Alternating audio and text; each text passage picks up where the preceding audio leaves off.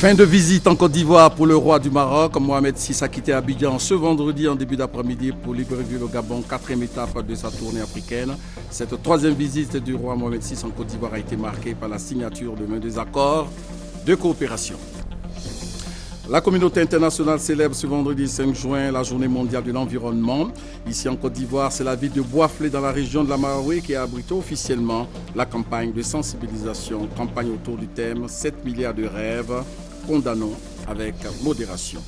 145 kg de cocaïne ont été saisis à Noé à la frontière entre la Côte d'Ivoire et le Ghana. C'est la deuxième grande saisie de cocaïne en une semaine. La marchandise est évaluée à plus de 13 milliards de francs CFA. Le nouveau président nigérien Muhammadu Buhari a salué en N'Djamena le rôle essentiel de l'armée tchadienne dans la lutte contre les insurgés islamistes nigérians de Boko Haram. Voilà pour le sommaire. Bonsoir. Bienvenue. Nous sommes ensemble pour une demi-heure d'information. Le temps de parcourir l'actualité ici en Côte d'Ivoire et à l'étranger. Commençons, comme annoncé dans les titres, après une semaine de visite en Côte d'Ivoire. Le roi du Maroc, Mohamed VI, a quitté Abidjan ce vendredi en début d'après-midi pour Libreville au Gabon, quatrième étape de sa tournée africaine. Avant la Côte d'Ivoire, Mohamed VI était au Sénégal et en Guinée-Bissau. Notons que cette troisième visite du roi Mohamed VI en Côte d'Ivoire a été marquée par la signature de 22 accords de coopération, dont 4 pour l'aménagement et la valorisation de la lagune ébriée dans le district d'Abidjan. Voilà. Avant de quitter la Côte d'Ivoire, le roi Mohamed VI a effectué la prière du vendredi à la mosquée de la Riviera Golf dans le district d'Abidjan. Le compte-rendu de Awa Touré. Dernier acte de la visite du roi du Maroc en Côte d'Ivoire, la prière de ce vendredi 5 juin.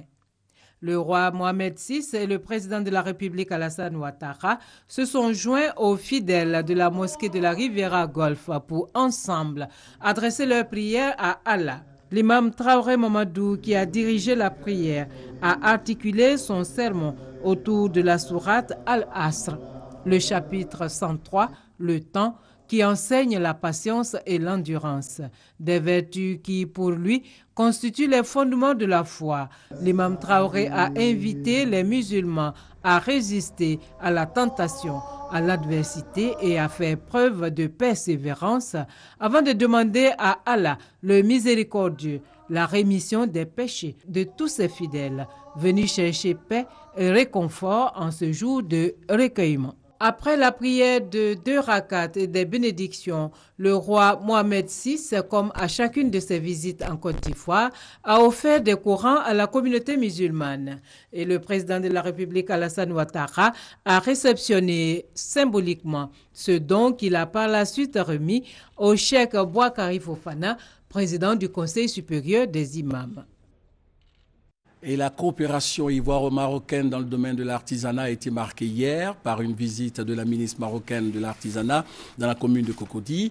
Une visite pour constater le savoir-faire des artisans, mais surtout s'imprégner de leur organisation et de leur fonctionnement ici en Côte d'Ivoire. Le témoignage de Abou Sanogo.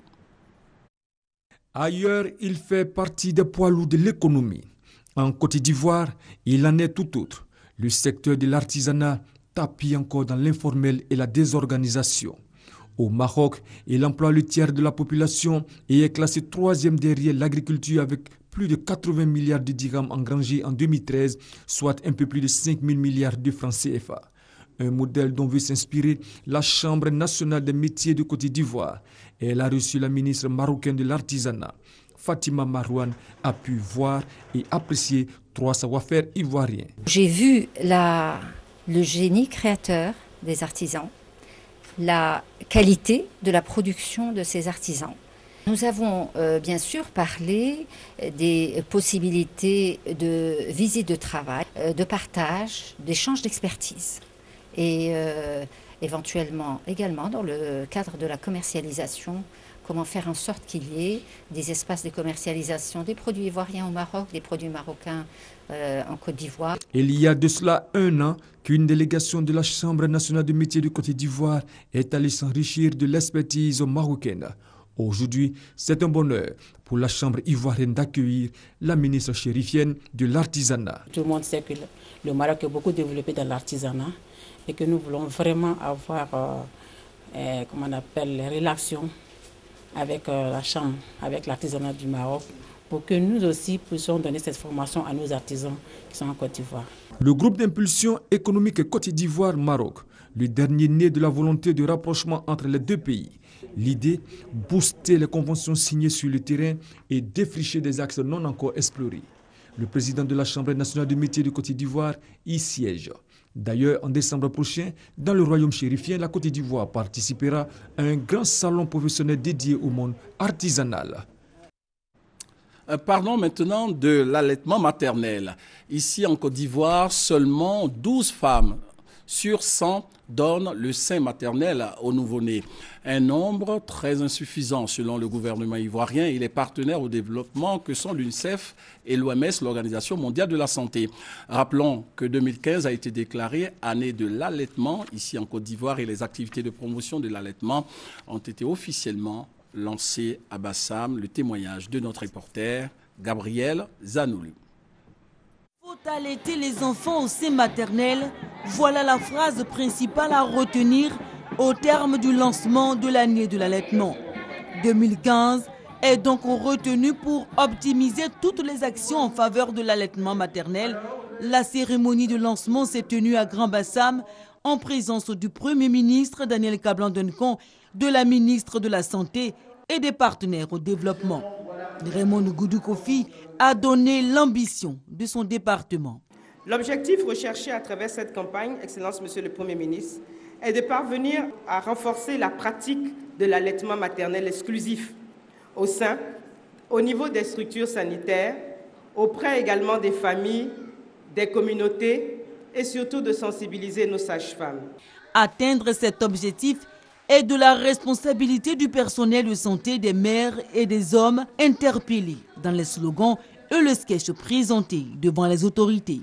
Le Premier ministre, quant à lui, a dévoilé un point du plan stratégique de nutrition qui fera partie du plan national de développement. Le gouvernement travaille actuellement et activement à la finalisation de la politique de nutrition et d'un nouveau plan stratégique de nutrition couvrant la période 2016-2020 qui sera partie intégrante du prochain plan national de développement 2016-2020. Un des axes stratégiques de ce plan, dont l'approbation est prévue au cours de ce mois de juin 2015, porte sur la promotion des bonnes pratiques nutritionnelles et des mesures préventives à la malnutrition. 2015, décrétée année de l'allaitement, car la malnutrition, le retard de croissance touche de plus en plus les nourrissons dans le pays. Les enfants qui ne sont pas allaités au sein maternel ont 5 à 7 fois plus de risques de mourir de diarrhée et de pneumonie. Cette année, le gouvernement va amplifier la sensibilisation des Ivoiriens. Le reste de l'actualité avec tout d'abord la célébration ce vendredi 5 juin de la Journée mondiale de l'environnement. Ici en Côte d'Ivoire, c'est la ville de Bouaflé, dans la région de la Maraoué, qui a abrité officiellement la campagne de sensibilisation, campagne autour du thème « 7 milliards de rêves pour une seule planète, condamnons avec modération ». La rencontre s'est tenue en présence du chef du gouvernement, Premier ministre, Daniel Kablan-Duncan. Le point avec Alexis Ouedraogo. Pluies violentes, inondations, catastrophes naturelles. Ces dernières années, la nature connaît des bouleversements importants. À la base, un environnement agressé. Exemple pratique, depuis 1960, la Côte d'Ivoire perd en termes de forêt l'équivalent du stade Félix Houphouët-Boigny chaque heure. Des 16 millions d'hectares de forêt en 1960, il ne reste plus que 2,5 millions d'hectares de forêt. Il y a urgence et une prise de conscience collective s'impose. À la faveur donc de la Journée mondiale de l'environnement ce vendredi, il s'est agi pour le ministre Alla Kouadio-Rémy d'intéresser les populations à la lutte. Lorsque nous jetons les sachets plastiques, nous jetons les chewing-gums, nous jetons les Kleenex, nous versons l'eau dans la rue, on ne protège pas notre environnement. Et pourtant, nous pouvons être propres.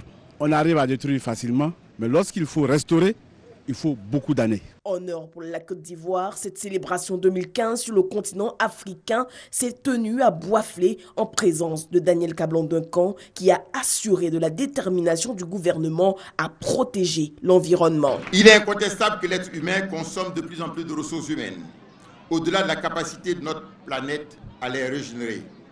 Tenant compte de la croissance démographique, les impacts des activités humaines sur l'environnement vont s'intensifier si des modes de consommation actuels ne changent pas.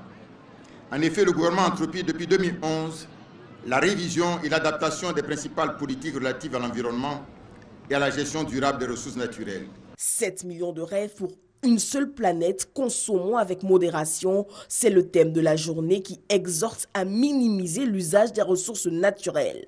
Protéger donc l'environnement par des gestes simples, refermer un robinet d'eau qui coule inutilement à flot, éteindre les luminaires avant de sortir tout simplement d'une pièce. De l'économie, à présent, la Côte d'Ivoire et la BAD, la Banque africaine de développement, ont signé 2 accords de financement d'un montant global de 53 milliards 500 millions de francs CFA, accords qui permettront de réaliser des infrastructures routières au sein des pays de l'Union du fleuve Mano. Des précisions avec notre reporter Chantal Eouma. 53 milliards 500 millions de francs CFA. C'est le montant alloué à la Côte d'Ivoire par le groupe de la Banque africaine de développement, BAD. À travers cette structure, le Fonds africain de développement, FAD, et la Facilité d'appui à la transition, FAT. 2 prêts qui visent à soutenir la relance économique post-conflit dans le cadre du financement d'infrastructures routières, notamment le programme d'aménagement des routes et de facilitation du transport au sein de l'Union du fleuve Mano. À terme, ces prêts permettront de réduire le coût des transports, de favoriser la libre circulation des transports et des biens entre les pays de l'Union du fleuve Mano et enfin d'améliorer les conditions de vie des populations. La Chambre des comptes de Côte d'Ivoire a un nouveau siège à la dimension de sa mission de contrôle de la gestion des finances publiques. L'édifice a été offert par la Banque mondiale à travers son projet DGDI, Don de gouvernance et de développement institutionnel. Coût de l'ouvrage, plus de 500 millions de francs CFA, nous dit notre reporter Noël Niagno. Bâti sur une superficie de 1200 mètres carrés en plein cœur de la cité, les cascades des 2 plateaux 7e tranche, le nouveau siège de la Chambre des comptes est prêt pour le service. Il est composé de 2 bâtiments, une bâtisse principale composée de 8 bureaux et une annexe R+2 de 45 bureaux et de plusieurs salles de réunion. Ce nouveau cadre de travail arrive à point nommé pour le personnel de la Chambre des comptes. Les locaux de l'immeuble BCC, affectés à la Chambre des comptes, sont devenus trop exigus et ne répondent plus aux besoins actuels de la juridiction, sans compter les désagréments causés par les dysfonctionnements de la chaîne de froid et aux pannes incessantes d'ascenseurs et du système électrique. Le temps était donc venu de donner un nouvel espace et des conditions de travail propices à l'expression des compétences et à une saine émulation de l'ensemble du personnel magistrat et non magistrat.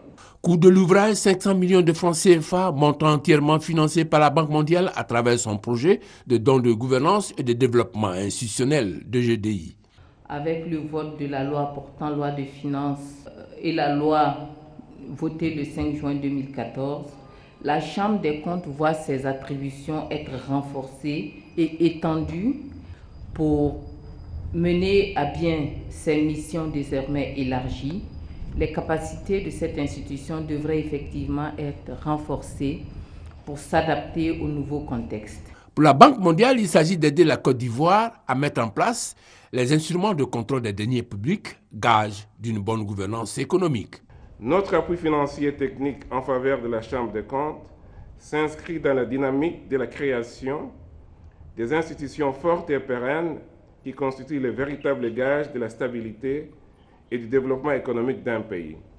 L'honneur est revenu à Kaba Niale, ministre auprès du Premier ministre chargé de l'économie et des finances, d'inaugurer le tout nouveau siège de la future Cour des comptes. Appellation que prendra ce corps de contrôle des finances publiques après adoption par le Parlement du projet de loi organique lui conférant plus d'autonomie et des pouvoirs plus élargis. De nouveaux membres à la haute autorité pour la bonne gouvernance, Ouraga Obou et Moussa Koné, ont prêté serment ce vendredi devant la Chambre des comptes de la Cour suprême. Les temps forts de la cérémonie dans ce reportage de Gabriel Zanilou. 2 membres de plus pour la haute autorité pour la bonne gouvernance. Ouraga Obou et Moussa Koné ont prêté serment le vendredi 5 juin devant la Chambre des comptes de la Cour suprême. Pour les Ivoiriens, le renforcement de l'équipe de la haute autorité pour la bonne gouvernance est une force pour l'institution. Et cette action va permettre à la Côte d'Ivoire d'être dans de bonnes dispositions au niveau de la sous-région. La corruption a vraiment pris de l'ampleur dans nos sociétés d'aujourd'hui. Donc il faille que le gouvernement vraiment mène des actions concrètes pour pouvoir lutter contre ce fléau. Je pense que l'autorité de la bonne gouvernance a sa raison d'être. Comme l'a dit hier Obama, au Ghana, l'Afrique a besoin d'institutions fortes, d'institutions capables d'orienter la bonne gestion des choses de l'État.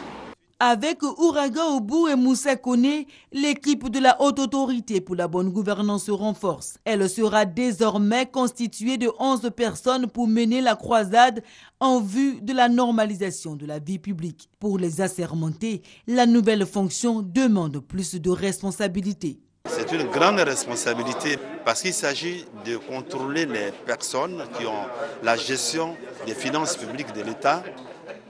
Ça suppose que vous-même, vous êtes de bonne intégrité, vous êtes de bonne autorité.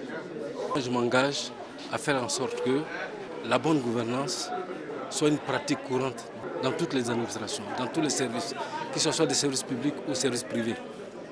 Parce que vous savez que la corruption est une gangrène. Choisis au regard de leur intégrité morale et leur honnêteté, ces soldats anticorruption ont pouvoir sur toutes les autorités vivant dans le pays, à l'exception des autorités militaires pour des questions de secret défense. Les élections générales à venir ici en Côte d'Ivoire se préparent activement au niveau de la CEI, la commission électorale indépendante. Elle a remis des kits de sensibilisation aux représentants d'organisations de la société civile ivoirienne. Ces représentants de la société civile ont pour mission de parcourir le territoire national pour expliquer aux populations pourquoi il est important de s'inscrire sur la liste électorale. Koné par Gassoro. T-shirts, affiches, flyers, entre autres.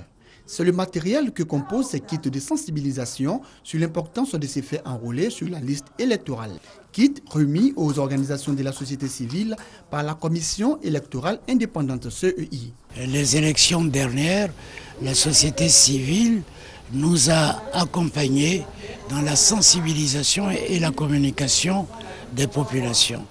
Donc il était bon que nous recommencions l'expérience qui a si bien réussi avec elle. Les différentes organisations de la société civile sélectionnées pour cette campagne de sensibilisation se disent prêtes à investir tout le territoire national en vue de sensibiliser les nouveaux majeurs à s'inscrire sur la liste électorale. La course aussi était déjà présente dans les années passées, donc nous allons nous déployer très rapidement parce que nous avons des zones à couvrir. Nous nous sommes déjà apprêtés, nous avons nos agents que nous allons former et dès que l'appui qu'on va nous remettre est disponible, les agents investissent le terrain. L'élection présidentielle en Côte d'Ivoire est prévue pour se tenir en octobre prochain. C'est pourquoi la commission électorale indépendante exhorte tous les jeunes en âge de voter à s'inscrire sur la liste électorale. Rappelons que le mardi 26 mai dernier, la CEI avait rencontré chefs coutumiers, guides religieux, partis et regroupements politiques qui se sont engagés à sensibiliser leurs militants à s'inscrire sur la liste électorale. Parlons maintenant de lutte contre la drogue. 145 kg de cocaïne ont été saisis à Noé, à la frontière entre la Côte d'Ivoire et le Ghana. C'est la deuxième grande saisie de cocaïne en une semaine. La marchandise est évaluée à près de 13 milliards de francs CFA, nous dit Noël Niagno. Diffusé dans le journal télévisé de 13h de RTI 1 du 30 mai 2015, élément rapportant une saisie de drogue dissimulée dans des cardans, c'est 70 cardans usagés saisis de façon régulière le 28 mai sous le numéro 4255 au port de douane de Noé serait passé comme lettre à la poste. Et le propriétaire aurait empoché la coquette somme de plus de 7 milliards de francs CFA. parce que ces cadrans dissimulaient 145 kg de cocaïne. Le directeur général des douanes, le colonel-major Issa Coulibaly et ses plus proches collaborateurs se sont rendus au poste de douane de Noé dans le département d'Aboissou, à la frontière est de la Côte d'Ivoire avec le Ghana. Il a félicité ses collaborateurs et leur a demandé de redoubler de vigilance.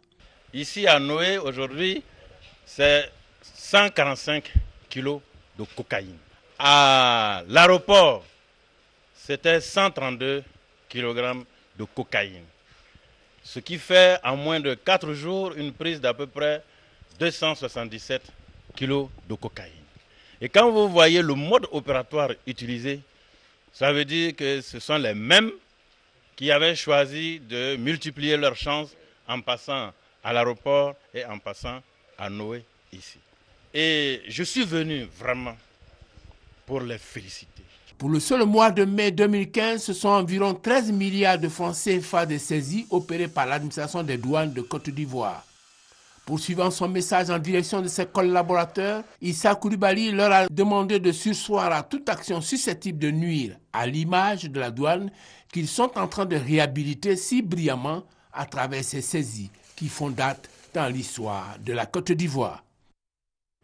Et toujours dans le cadre de la lutte contre la drogue, la police des stupéfiants a mis la main sur une dame qui se présentait officiellement comme une commerçante. Et pourtant, elle alimentait des fumoirs en drogue dans la commune d'Abobo. Et l'autre, également commerçant domicilié au Brésil, vous allez le voir, ça donnait au trafic de drogue.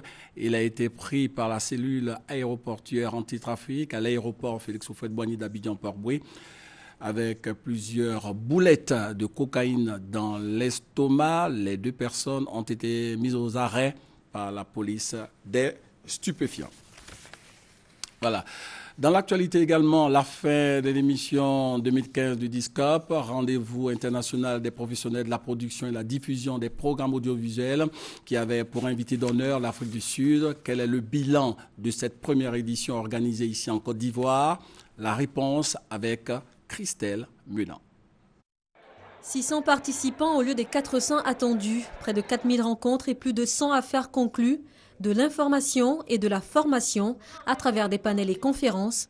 La première édition du DISCOP Abidjan a, semble-t-il, tenu toutes ses promesses. Quelques participants nous en disent plus. Le DISCOP à Abidjan est un DISCOP extrêmement convivial. Il y a une proximité extrêmement forte qu'on ne retrouve pas forcément sur d'autres salons.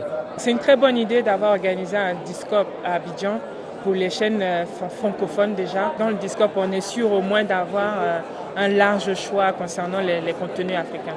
Plus de contenus africains qu'on ne peut retrouver ailleurs. Les producteurs africains ont énormément de quoi proposer à l'industrie audiovisuelle sans pouvoir accéder aux autres marchés internationaux d'Europe ou d'Amérique.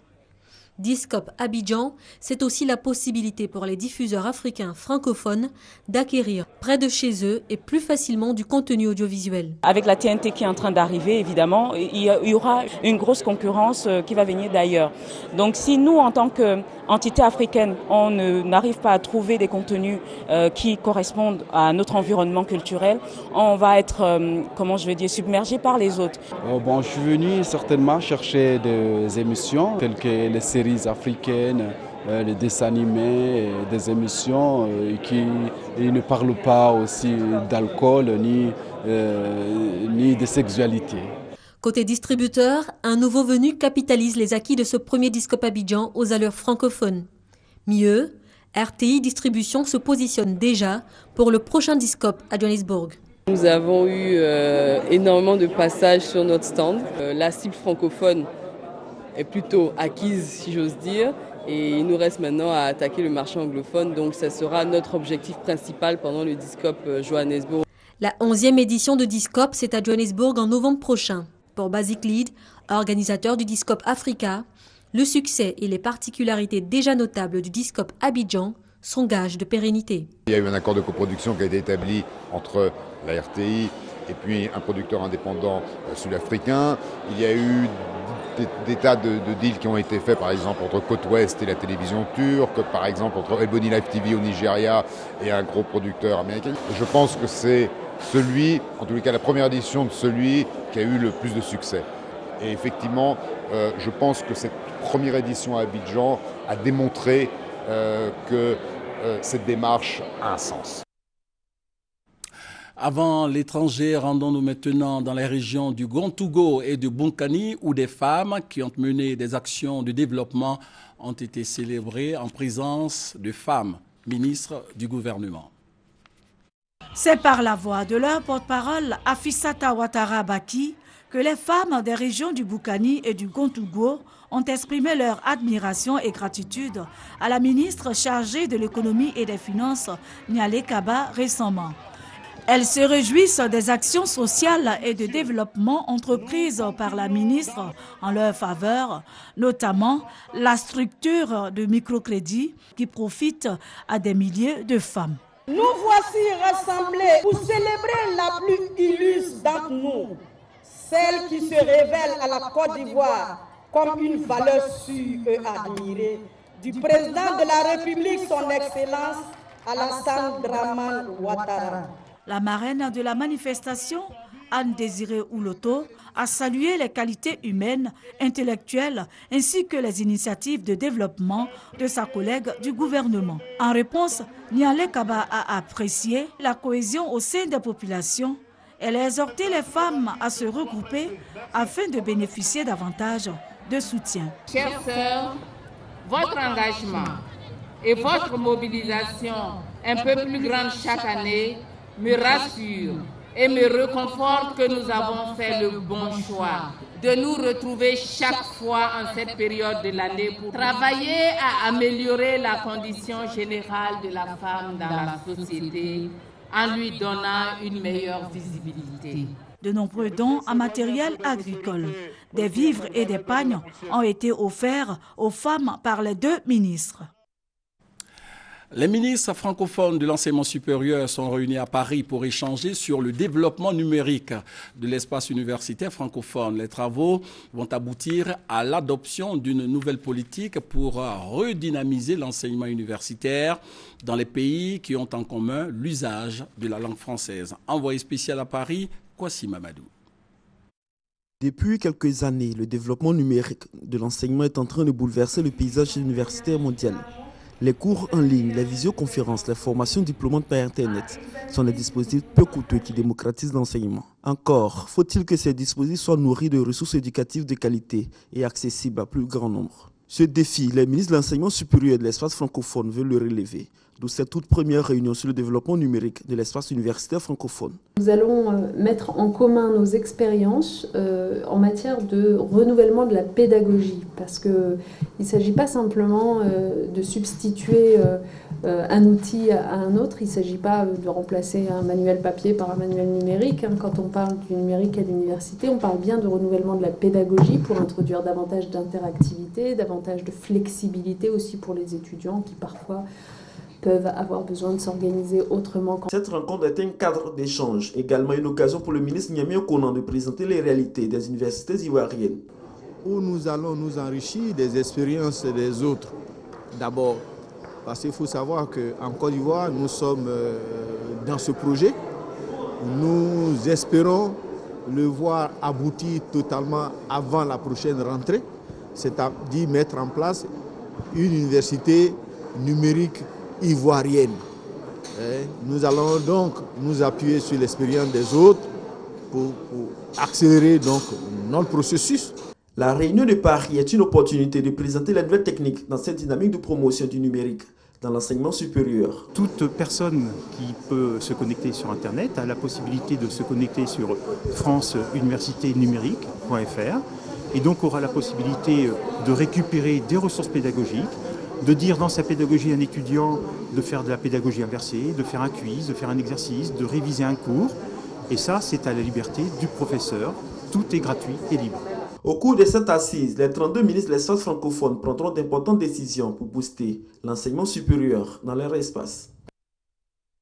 Tout près de chez nous au Ghana, le bilan de l'explosion d'une station essence s'élève à plus de 100 morts. Le drame s'est produit hier, donc le mercredi dernier à Accra, la capitale. Le président ghanéen John Dramani Mahama est allé sur le lieu du drame. Il a qualifié de catastrophique ces pertes humaines. Et face à cette situation de tristesse, le président ivoirien Alassane Ouattara a adressé à son homologue ce message. C'est avec une profonde consternation que j'ai appris la terrible explosion survenue dans une station-service, occasionnant d'importantes pertes en vie humaine et de nombreux blessés. Partageant la douleur du peuple frère du Ghana, le peuple et le gouvernement ivoirien se joignent à moi pour présenter à votre Excellence, au gouvernement et aux familles éplorées, nos condoléances les plus attristées. Et je prie également votre Excellence de bien vouloir transmettre aux blessés de cette tragédie mes vœux de prompt rétablissement signé Alassane Ouattara. Il faut ajouter que le président Alassane Ouattara a dépêché à Accra ce matin une délégation ministérielle conduite par le ministre des Mines et de l'Énergie, M. Adama Toungara, comprenant la ministre de la Santé et de la lutte contre le sida, Mme Goudou Kofi Raymond, l'ambassadeur de Côte d'Ivoire au Ghana, son Excellence Ewi Kouto Bernard, et des hauts fonctionnaires de la présidence de la République et du centre des grands brûlés du CHU de Cocody. Cette délégation s'est jointe à une délégation de la République togolaise conduite par son président Faure Gnassingbé qui a réitéré au nom des deux pays leurs condoléances suite au drame survenu et exprimé leur solidarité par divers dons, dont un lot important de médicaments pour faire face aux soins d'urgence. Le nouveau président nigérien Muhammadu Buhari a salué hier à N'Djamena le rôle essentiel de l'armée tchadienne dans la lutte contre Boko Haram. Pour son premier voyage à l'extérieur, Muhammadu Buhari a choisi le Niger, le pays avec lequel il partage la lutte contre Boko Haram. Au cours de la rencontre qu'il a eue avec le président Mahamadou Issoufou, les échanges ont essentiellement porté sur les questions sécuritaires. Je suis venu chercher l'appui de nos voisins et c'est pour ça que je suis au Niger. J'irai à N'Djamena et je vais aussi parler avec le président du Cameroun pour étudier les voies et moyens de renforcer davantage nos forces et voir comment traiter Boko Haram avant qu'ils ne commettent des dégâts encore plus graves. Le président nigérien a remercié son voisin du Niger pour sa collaboration qui a permis de reprendre plusieurs localités à Boko Haram. Il a également informé sur de nouvelles dispositions militaires prises par son pays. Nous avons déjà commencé à revoir la stratégie contre Boko Haram. Nous avons instruit l'armée afin que son commandement qui lutte contre Boko Haram soit déplacé d'Abuja pour se rapprocher davantage du front et ils ont commencé à s'y préparer. Le nouveau président nigérien a annoncé que la lutte contre Boko Haram serait au centre du prochain sommet des pays de la Commission du lac Tchad, regroupant le Niger, le Tchad, le Cameroun, le Nigeria et le Bénin. C'était Thomas Nguessambi du service politique de la rédaction. Rappelons qu'après une semaine de visite en Côte d'Ivoire, le roi du Maroc, Mohamed VI, a quitté Abidjan ce vendredi en début d'après-midi pour Libreville au Gabon. 4e étape de sa tournée africaine. Avant la Côte d'Ivoire, Mohamed VI était au Sénégal et en Guinée-Bissau. Notons que cette 3e visite du roi Mohamed VI en Côte d'Ivoire a été marquée par la signature de 22 accords de coopération, dont 4 pour la valorisation de la lagune ébriée dans le district d'Abidjan. Voilà donc le roi Mohamed qui quitte Abidjan en présence du chef de l'État, le président Alassane Ouattara. Fin de ce journal, merci de nous avoir suivis et bonne suite de programme sur RTI 1. Portez-vous bien.